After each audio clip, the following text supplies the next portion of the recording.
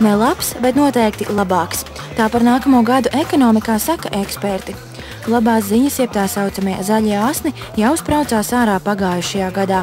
Eksports ne tikai atjaunojās, bet pat pārsniedza pirmskrīzes apjomus, arī budžets pildījās labi, un teju visi nodokļu ieņēmumi bija tādi kā plānots, dažkārt pat pārsniedzot prognozēto. Cipari gan paliek cipari, un vairums cilvēku uz savas ēdas nekādas izmaiņas nesajūta, ja nu vienīgi kļuva vēl grūtāk. Arī šogad situācija īpaši nemainīsies. Ciparos ekonomika uzlabosies, bet savos maciņos to jutīs tikai daži. Bet nu par visu pēc kārtas. Viens no svarīgākajiem rādītājiem - iekšzemes koprodukta pieaugums. Pēdējos gados gan izteikt prognozes kļūst teju vai neiespējami, un analītiķi kļūdās pat par virzienu. Vēl nav sarēķināts pagājušā gada IKP pieaugums. Finanšu ministrijas prognoze liecina, ka tas varētu būt mīnus 0,4%. Daži ekonomisti saka, varētu būt labāk nekā gaidīts. Par 2011. gan ekonomisti ir viensprātis, ka IKP būs ar pluszīmi 3 līdz 5% robežās. Turklāt tas būs visai labs rādītājs Eiropā, kur labāk klāsies tikai Slovākijai, Polijai un Igaunijai. Vismaz tā liecina valūtas fonda prognozes. Tāpat kā pagājušajā gadā, ekonomikas dzinējspēks arī šogad būs eksports. Lai gan ekonomisti brīdina, jābūt piesardzīgiem. To, ka eksports ir pieaudzis tik strauji, tas ir bijis tomēr pozitīvs, bet pārsteigums. Jā. Un līdz ar to varbūt cerēt uz to, ka mums būs vēl viens vēl pozitīvāks pārsteigums, ka šis eksports palielināsies vēl būtiskāk un vēl vairāk. Es domāju, ka varbūt tomēr cerēt, mēs varam uz to cerēt, bet es domāju, ka mums nevajadzētu uz to reķināt. Eiro vērtības kritums būs izdevīgs apmēram trešdaļai Latvijas eksportētāju. Pārējiem, kas savu produkciju tirgo Eiropas Savienības valstīs, būtiskas izmaiņas nav gaidāmas. Tā kā lielākā daļa mūsu preču ceļo uz Eiropu, tad būsim atkarīgi no ekonomiskās situācijas tur. Ja Eiropa turpinās pieredzēt krīzes vienu pēc otras, tad tas varētu skart arī mūsu. Pavisam drīz pavasarī mūs pavisam noteikti sāpīgi skars kārtējie taupības pasākumi 50 miljonu latu apmērā. Te jāņem vērā divas lietas. Pirmkārt, jo vēlāk budžetu apgriež, jo mazāk palicis ko griezt.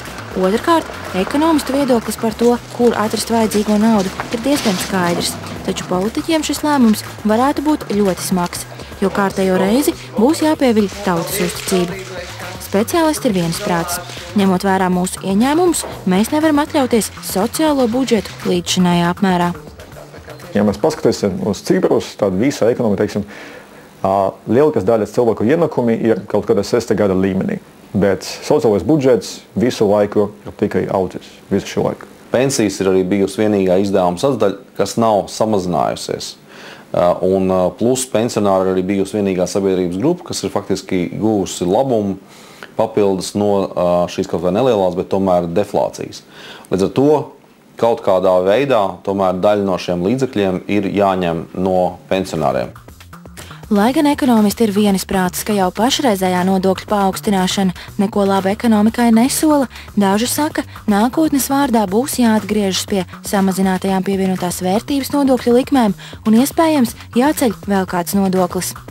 Citi pauž bažas, ka Latvija jau tagad zaudējusi konkurētspēju, salīdzinot ar tuvākajiem kaimiņiem Lietuvu un Igauniju.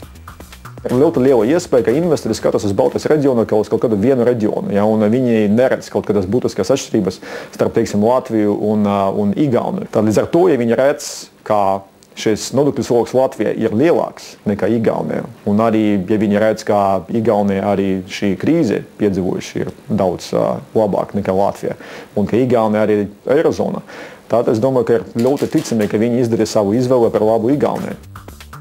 Piemēri nav tālu jāmeklē. Pagājušajā gadā Statoil pieņēma lēmumu 300 miljonus vērtu centru būvēt tieši Igaunijā. Šogad šādu gadījumu varētu būt vēl vairāk, brīdina ekonomisti. Kaut gan Latvijā investēs arvien vairāk, kopumā vienalga par maz. Ir šī investīcija plūsma pieaugoša no Krievijas, kas ir relatīvi tāds jauns fenomens gan saistībā ar šīm uzturēšanas atļaujām, gan principā izskatās zināmā, tāda attiecību atkušņa rezultāts. Šī gada vienīgais budžeta ieguvums neparasti daudz naudas, vairāk par 1 miljārdu latu, kas domāti Eiropas projektu īstenošanai. Nekādi cipari, protams, nevar paredzēt, kāda būs katra individuālā ikdiena. Speciālisti lēš, ka lielākā daļa dzīvos tāpat. Dzīves apstākļi uzlabosies noteiktām grupām. Tiem, kas atradīs darbu, vai tiem, kuru nozarēs gaidāms uzplaukums, piemēram, piensaimniekiem. Bezdarba līmenis samazināsies, taču lēnām. Cenas turpinās celties. Piemēram, piena produkti vien šogad maksās dārgāk pat par 15%. Lielākajai daļai cilvēku, ja viņi neiemanīsies, strādāt vairāk vai labāk, maciņš paliks gandrīz tajā pašā stāvoklī, varbūt mazliet plānāks. Būs daļa cilvēku, kuri saņems vairāk ienākumus, kas būs, teiksim, tie cilvēki, kas atradīs darbu. Latvija pagājušajā gadā tika cildināta kā labais piemērs krīzes pārvarēšanai. Vienlaikus ekonomisko izaugsmi, tāpat kā Dombrovska palikšana amatā, ārvalstu mediji sauc par brīnumu. Šķiet, šogad būsim spiesti iemācīties, ka brīnumi nenotiek bezgalīgi. To īstenošanā jāiegulda pamatīgs darbs. Mana prognoze ir tāda, ka būs labāk. Teiksim, drusciņi labāk, protams, jā, bet ja valdība nespērs kaut kādus konkrētus soļus, lai radikāli tomēr mainītu šīs tautsēmniecības, teiksim, vai šīs pārvaldes modeli un tā tālāk, tad tomēr ievērojami labāk nebūs.